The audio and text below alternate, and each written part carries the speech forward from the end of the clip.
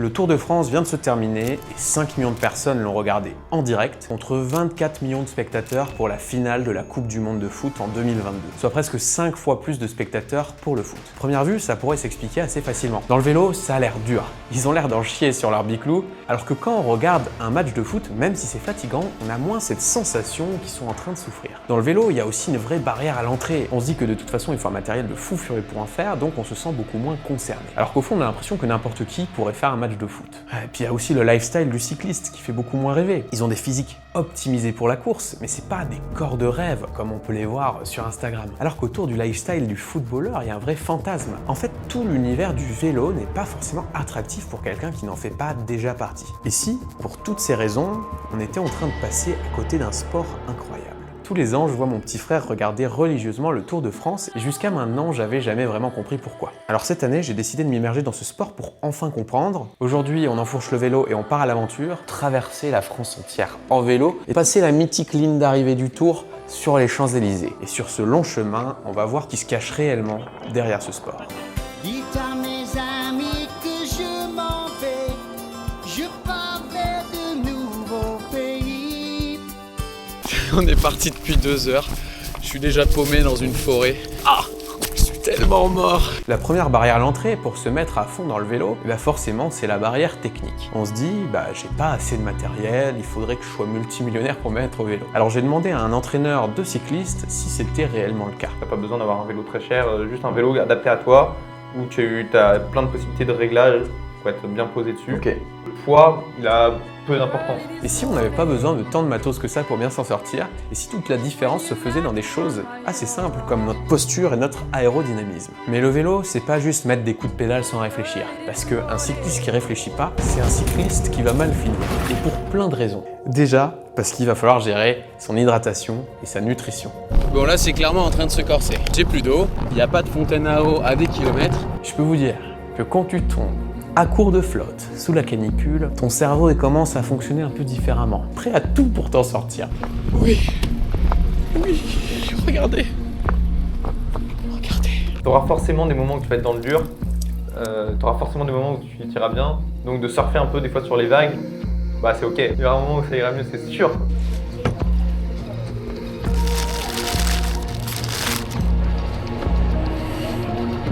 Là je suis full stuff, j'ai du glucide plein les veines, j'ai une part de flan encore dans mon sac et il me reste 80 bornes à faire aujourd'hui. Le GPS m'annonce une arrivée à 20h47, or le check-in de l'hôtel se termine à 20h30. Si je ne roule pas assez vite, eh bien je dormirai dehors. Une seule option, battre l'algorithme. Il y a des moments où tu vas en chier, tu as envie d'arrêter, accepte-les, tu te dis ok, ça fait partie du truc, c'est normal, ça va passer, il y aura un moment où ça ira mieux. Encore les bons coups de Google Maps. Mais ce n'est pas la route de l'hôtel. J'ai mené ma petite enquête, il y a des mecs qui m'ont dit que la seule source d'eau potentiellement c'était ces robinets, mais ils savent pas s'il y a de l'eau. Attention, suspense. Oh, oui.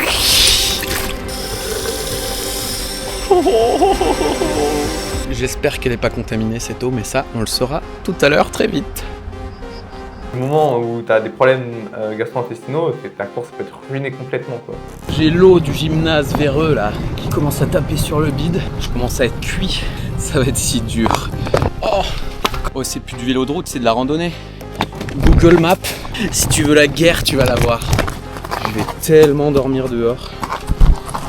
Ce qui m'a frappé après ces heures passées sur mon vélo, c'est ce sentiment de liberté. On peut littéralement aller où on veut. On peut découvrir nos territoires, on peut partir à l'aventure. Et franchement, quand tu es sur ton vélo, t'as plus les notifications, t'as plus les problèmes, tu es juste dans ta tête, t'avances, t'as le paysage qui défile, ça t'aère l'esprit. C'est une sensation qui est assez dure à décrire au final. Je viens de gratter 15 minutes sur le temps prévu. Et oh, les ingénieurs chez Google, ils marchent pas du tout vos algorithmes. T'as une bonne boulangerie et hop, après ça ira trop bien, tu vois. C'est succulent. Ok, c'est bon, je suis cuit. Vous avez gagné les ingénieurs chez Google. J'en peux plus. C'est bon, je regrette. C'est pas la peine de m'envoyer dans des itinéraires de merde. J'ai plus de 2% de batterie sur mon téléphone. Je suis dans la cambrousse. Si j'ai plus de téléphone, j'ai plus de GPS. On se bat jusqu'au bout. Voie privée sans issue. J'ai plus de jus. Je suis à 2 doigts du craquage là. Je viens d'utiliser mon dernier pourcent de batterie pour appeler l'hôtel pour leur dire de m'attendre. Mon téléphone s'est éteint avant qu'il décroche. Plus qu'une option. Envoyer la foudre! Allez!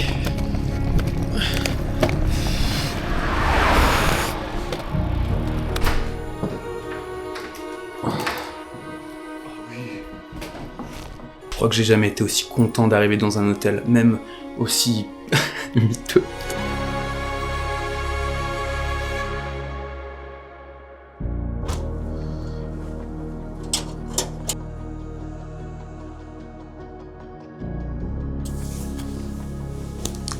Je suis tellement mort.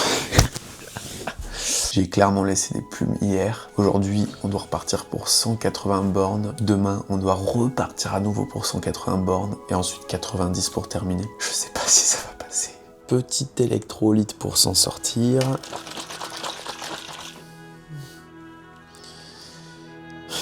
Mais pour qui c'est vraiment fait ce sport? Parce que mine de rien, participer à des courses, c'est quand même toute une logistique. Il faut un bon vélo, il faut du bon matériel, il faut pouvoir se déplacer, c'est quand même toute une galère. La bonne nouvelle, c'est que le vélo, c'est pas réservé uniquement aux professionnels comme on le voit au Tour de France. Il y a un monde entre faire du vélo en amateur pour prendre du plaisir et devenir cycliste professionnel. C'est quand même deux choses différentes de faire du vélo pour son plaisir à soi, de découvrir du paysage, d'avoir cette sensation un peu de liberté. Après, ski de compétition, moi je trouve c'est génial parce que c'est un sport qui mixe quand même le côté physique de l'entraînement, la progression, etc. avec l'aspect tactique.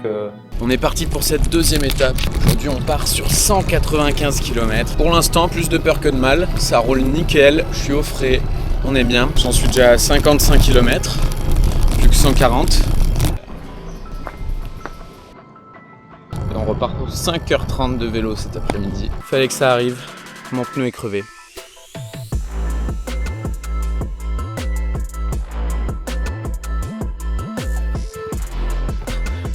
Je suis en train de me dessécher. Il y a une petite molette de merde qui sert à rien sur la chambre à air, qu'il fallait dévisser, et du coup faut tout que je refasse. Heureusement que je suis à la fraîche, à l'ombre et que j'ai de l'eau. Ma chambre de rechange a crevé, donc là je suis au fin fond de nulle part avec rien. Yes! Elle est là cette ordure et je trouve une fucking épine. C'est la merde. Ouais bah alors je sais pas comment qu'on peut faire. Putain.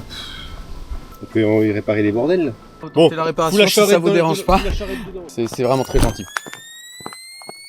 Tu l'as voulu, tu l'as eu, maintenant assume. Tu l'as voulu, tu l'as eu, maintenant assume. Tu l'as voulu, tu l'as eu. Tu l'as voulu, tu l'as eu, maintenant assume. Tu l'as voulu, tu l'as eu, maintenant assume. Tu l'as voulu, tu l'as eu. La presse, les couvertures, quand t'arrêtes dans la rue. Les photos dégueulasses à ton insu. Le mec agressif qui sort son téléphone et t'insulte. Le tribunal des pauvres, qu'on aucune preuve et qui te juge. T'as voulu faire le show, donc te plains pas quand ça brûle.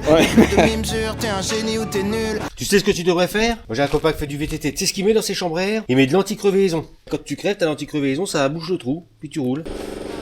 Et tes problèmes de star, tout le monde s'en tape. Fallait pas faire le pacte, fallait pas tendre le micro pour te faire battre. Tu l'as voulu, tu l'as eu.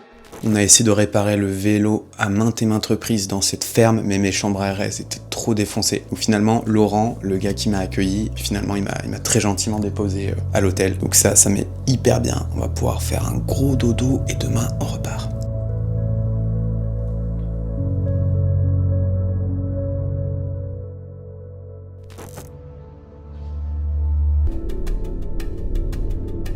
C'est bon, on est sur pied, le vélo est réparé, on a fait le plein d'eau, d'électrolytes, bref, ça repart pour ce troisième jour de cette traversée de la France. Quand je me suis dit que j'allais traverser la France à vélo, pour être honnête, je pensais que ça allait être pas si dur que ça. Je me disais, j'ai qu'à faire 180 bornes par jour. Bon, bah, ça doit me prendre 6 ou 7 heures. Puis j'arrive à 16 heures, je chill, le lendemain, je recommence, et puis c'est parti. La réalité, c'est que c'est une fois au pied du mur que je me suis aperçu que c'était beaucoup plus dur que ce que je pensais. Sauf qu'une fois que t'es dedans, bon, bah, tu continues. Que maintenant que t'as fait tout ça, tu vas pas arrêter maintenant. Bon, là, c'est chaud, j'ai vraiment trop mal au cul. Je commence à me demander si le corps va tenir, en fait. Mais un après-midi de canicule, alors que je roulais sur mon vélo, je traverse un village et je vois qu'il y a une chambre d'hôte. Je décide de m'y rendre pour remplir mon bidon. Et là, je découvre un endroit magnifique. Une petite grange avec un pré, des transats, une piscine, même un petit stand à hot dog. Et en fait, j'avais qu'une envie, c'était de dire ok, je pose le vélo, je reste chiller ici tout l'après-midi, on va prendre du plaisir. Le problème, c'est qu'il me restait encore 4 heures de route sur mon programme et si je les faisais pas, ça allait foutre en l'air tout mon planning. Donc j'ai juste rempli mon bidon et je suis parti. Et c'est là que je me suis aperçu qu'il y avait vraiment une frontière entre plaisir et performance. Si j'avais été là dans une optique de pur plaisir, j'aurais pu passer un pur moment, complètement déconnecté dans cette petite grange, mais comme j'avais fait le choix de la performance, c'était pas possible. Et ça, je pense que c'est le dilemme du cycliste. Est-ce qu'on roule pour le plaisir ou est-ce qu'on roule pour performer? Il n'y a pas de bonne réponse, il faut juste faire le bon choix pour soi. Bref, on est de retour sur la route. Bon là je suis dans les petits sentiers, on pourrait se dire que c'est la merde, mais Tu sais ce que tu devrais faire? Moi j'ai un copain qui fait du VTT. Il met de l'anti-crevaison. je suis donc immunisé. Mais ce n'est pas la route de l'hôtel. Vous vous souvenez le pneu qu'on a changé ce matin et on a mis de l'anti-crevaison? Le meilleur, c'est pas que mon pneu a crevé, c'est que les deux ont crevé. Donc même avec la chambre à air de secours que j'ai achetée, ça ne sert à rien, je suis niqué. J'en ai ras le cul. Faut que je trouve une boutique de vélo. Or, dans cette région de merde là où il n'y a que des centrales nucléaires et rien, c'est sûr que je vais pas en trouver. Donc je vais essayer de regarder, hein, mais malheureusement j'ai ni rustine ni colle, ouais. Je viens de crever les deux là d'un coup. À l'instant, j'ai pas encore regardé, mais eh ben écoutez, on peut. installez-vous, je pense que ça va vous prendre un certain temps. C'est un chantier ici. On vient de tenter des réparations de l'extrême là. Il n'y a rien qu'à marcher. Il me reste une dernière rustine à tenter, sinon c'est dead. C'est la dernière rustine, donc c'est ma dernière chance de m'en sortir, sinon je suis dead. Là j'ai tout donné les amis. J'ai suivi le protocole à la lettre, j'ai été minutieux, j'ai fait tout ce qui était en mon pouvoir. On va gonfler, on va voir si ça tient. J'ai tellement peur que ça tienne pas. Je crois que ça a marché. Benga! La première roue, elle est réparée avec la rustine. La deuxième, on va mettre ça et on est good to go. J'ai un nouveau problème. Cette scie c'est sur la chambre à air qui est toute neuve. L'obus est pas assez serré. En gros, pour vous la faire simple, quand tu remplis avec ma pompe de merde, quand t'enlèves la pompe, ça arrache la chambre à air et ça la dégonfle. Sur une chambre à air toute neuve, ça n'arrive genre jamais. Et bah ça m'est arrivé. À l'avant, j'ai la chambre à air neuve, sauf que quand j'enlève la pompe, elle se vide. Donc bah, j'ai le bout de la pompe là toujours accroché. Et si ça fait un tour ne serait-ce que de 2 mm, elle passe en mode le pneu se vide. Donc je peux tomber à plat à tout moment à l'avant aussi. Avec tout ça, je suis desséché, j'ai plus rien à boire. J'en ai aussi plein le cul. Vous voulez vous marrer? J'ai le pneu arrière qui est en train de se dégonfler. En fait la rustine elle a pas tenu.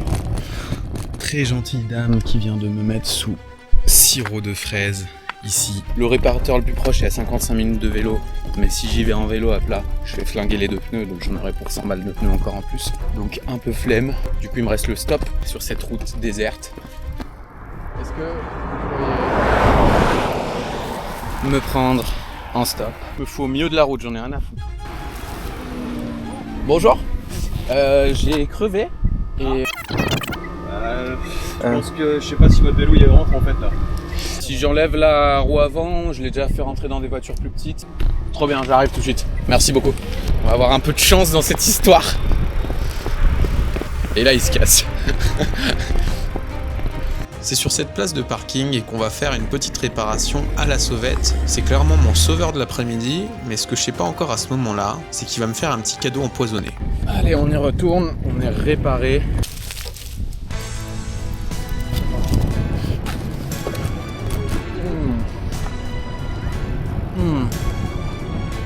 C'est tellement bon. Quand t'as eu des problèmes comme ça, un simple sandwich, ça devient le meilleur truc du monde.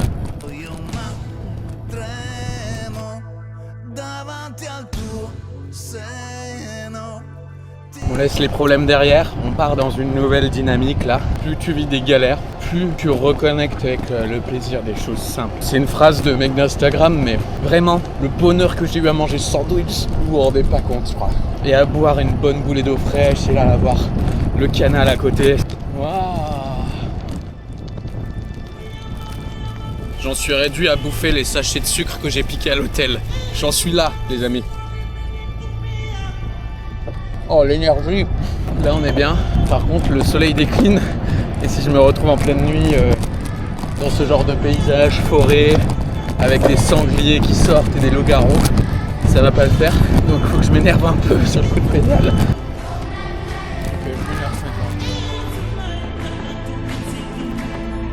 Allez, plus qu'une heure. La fatigue commence à se faire sentir. Tiens, il reste 15 km, et si on se mettait un petit sentier de gravier pour se crever un petit pneu là?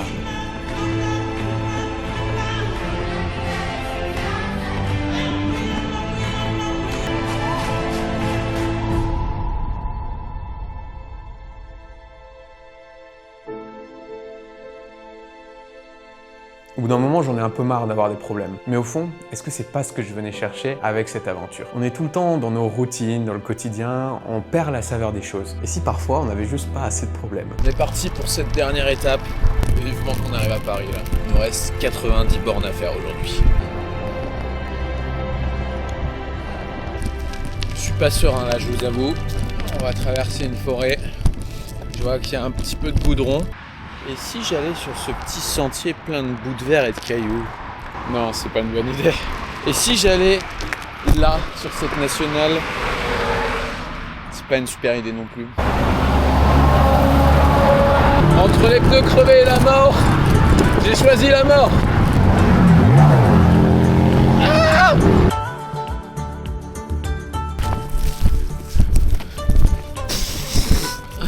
On vit qu'une fois. Hein. Quel enchaînement de décisions m'a emmené à être ici et maintenant? Une bonne question à se poser. Qu'est-ce qui fait qu'à 27 ans, je suis au milieu d'une forêt à me prendre des fougères dans la gueule? Ça part en mode Jurassic Park. Et nous voilà sur une petite route au plein milieu de cette forêt de Fontainebleau. Cette fois, j'ai une bande cyclable pour pas mourir. On bombarde, j'en ai plus rien à foutre. On arrive chez l'ami Franjo. Et il nous reste 51 km pour arriver à Paris, soit à peu près 3 heures. J'ai crevé un pneu. Je suis sur des bandes cyclables, goudron, nickel. J'ai crevé un pneu. Et je vais à Paris sur pneu crevé. Il me reste 1h55. J'en ai plus rien à foutre. Bon, j'ai trouvé un truc de réparation de vélo à 15 minutes. Je vais y aller quand même, histoire de finir en beauté. On va au bout du monde pour la réparer cette roue. N'importe quoi. Cette aventure, c'est n'importe quoi. Pneu qui a un jour. Il était neuf hier. Le fin mot, c'est que le petit réparateur à la sauvette d'hier m'avait monté les pneus à l'envers. Donc forcément, ils se sont fait exploser. Maintenant, c'est réparé. Dernière ligne droite, direction Paname.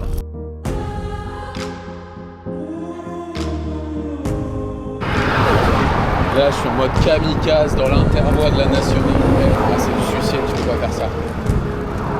Ça, c'est le pneu que m'a remonté le gars il y a 3 minutes. Ah, le pneu vient d'exploser! Là, c'est trop. J'en suis à un stade, j'en ai tellement plus rien à foutre.